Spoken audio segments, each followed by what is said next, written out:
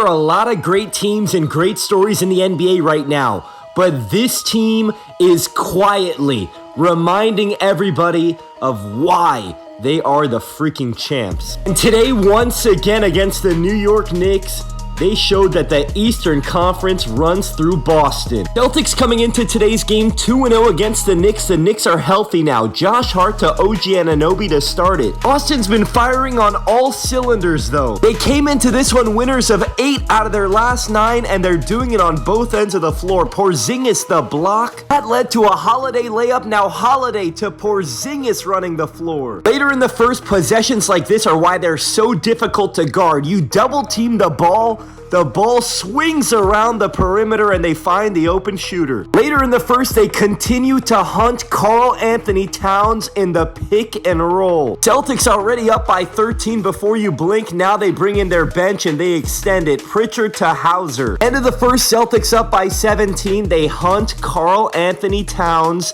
in the pick and roll. Second quarter, the Knicks trying to figure out how to guard the Porzingis pick and pop. This time they switch it. The Celtics hunt the mismatch, and Porzingis, that's a mouse in the house. So that strategy didn't work. Let's see about this strategy. Towns in drop coverage, Porzingis. That pick and pop is unstoppable. Celtics up by 13. You can't go under screens against this team. The underrated part about this game was Porzingis' defensive impact. The numbers don't truly show it. Porzingis, the deflection and the takeaway. Final 10 seconds. Celtics up by 18.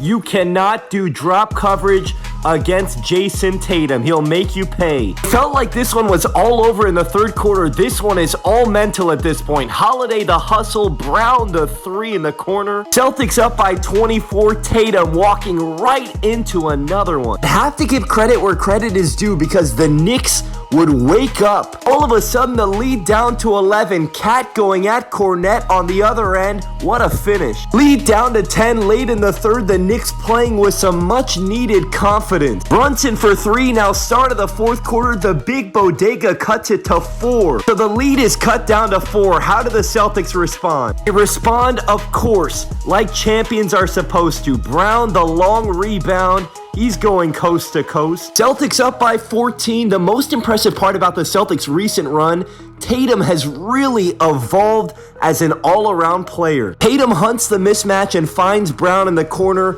Now they run that drop coverage again and Tatum burns them. 118-105 the final today. And I mean, these final scores tell the story. The Celtics just flat out have this team's number. And don't forget, this is a possible second round matchup. I don't think the Knicks want to see this team. It wasn't that long ago where some people were worried about some Celtics home losses to teams that they shouldn't lose to.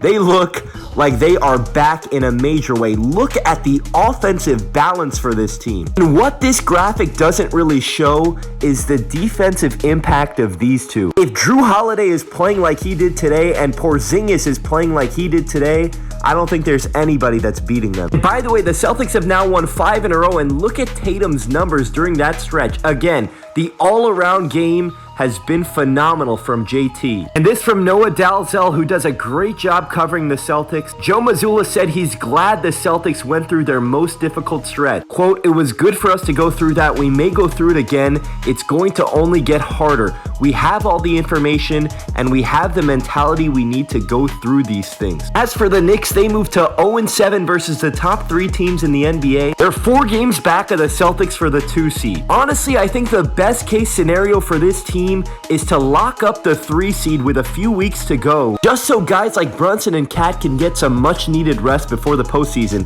But this thing is more mental than anything else. They just don't have the mentality right now against teams like Boston.